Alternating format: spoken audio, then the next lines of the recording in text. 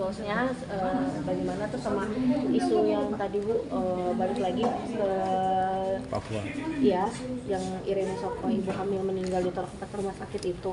Nggak usah komen lagi, sudah cukup di media pokoknya. Ya, saran seperti apa? Ya itu aja. Jadi nggak usah spesifik itu. Saran ibu nih dari semua apa yang ibu sampaikan tadi kan sudah bisa diambil, dibantu, didiseminasi sehingga semua orang tahu ada gerakan 16 hari anti kekerasan itu start 25 November sampai dengan 10 Desember itu seperti rangkaian ibu sampaikan tadi gitu ya. Jadi mungkin kalau masih ada dirasa perlu ada hal yang bisa disampaikan lagi, kira-kira di poin mana? Iya, ini Bu terkait dengan 16 hari anti kekerasan perempuan dan anak.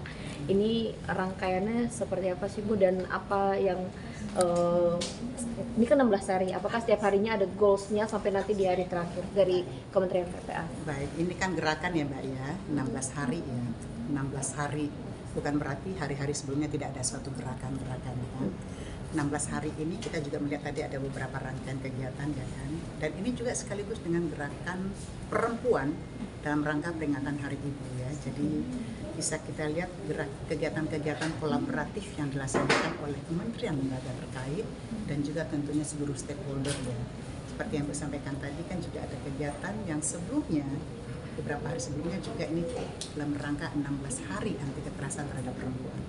Jadi bisa nanti kita pantau kementerian lembaga mana saja yang melaksanakan dan komunitas-komunitas yang memang peduli tentang gerakan perempuan, peduli tentang isu-isu kekerasan terhadap perempuan, pasti juga mengglorifikasikan agar kita men-flashback kembali bagaimana gerakan 16 HKTP ini harus senantiasa digulirkan. Kita juga ingin nanti melihat dampak sejenis campaign ya, awareness ya, dampak setelah 16 hari digelorakan ini kira-kira banyakkah terlihat ke permukaan bahwa ternyata isu-isu kekerasan terhadap perempuan itu semakin terlihat atau semakin membuat kita sadar ini harus kita lakukan langkah-langkah yang konkret, langkah-langkah kolaboratif.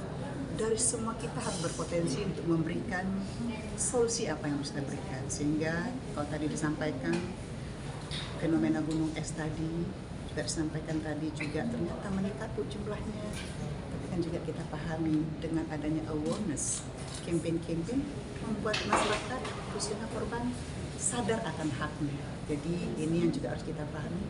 Mohon dibantu memberikan edukasi kepada masyarakat, kepada seluruh kita untuk bisa mengetahui bahwa siapapun potensi untuk memberikan perlindungan, siapapun juga berpotensi menjadi korban. Untuk itu tadi yang disampaikan saling merangkul. Langkah apa saja sih Bu yang sudah dilakukan oleh Kementerian PPA terkait dengan kekerasan perempuan yang apalagi belakangan ini semakin ramai terdengar ke publik Bu? Kalau tadi kan sempat disinggung juga sudah ada pendampingan untuk para capim. Nah apa aja sih Bu langkah-langkahnya untuk menanggulangi hal ini? Tadi disampaikan ya, pasca disahkannya Undang-Undang PPKS 3,5 tahun sudah sejak tanggal 9 Mei 2022 kan disampaikan juga tadi dalam konteks regulasi sudah ada 6 aturan turunan yang mengatur bagaimana penanganan kasus kekerasan tersebut dan kita pun menindaklanjuti petunjuk teknis berbentuk peraturan menteri agar ini menjadi guidelines di para stakeholder. Itu juga akan disusun peraturan menteri khususnya tadi terkait dengan tata kelola UPTD PPA amanah dari Perpres 55 tahun 2004 tersebut. Semoga ini segera juga disahkan dan menjadi pedoman bagi UPTD PPA bagaimana pelayanan yang terintegrasi dan alhamdulillah juga kita Ibu Menteri menunjuk dengan surat keputusan para aspek teknis kemarin juga disampaikan di forum refleksi 3 tahun PPKS aspek teknis untuk memantau efektivitas operasionalisasi UPTD PPA di seluruh wilayah yang tadi juga disampaikan belum terbentuk 100% ya, baru 73% kita senantiasa mendorong Setelah terbentuk tentunya juga jangan lupa bagaimana penguatan SDM yang mengawaki UPT DPPA tersebut Di UPT DPPA sendiri udah berjalan belum sih Bu?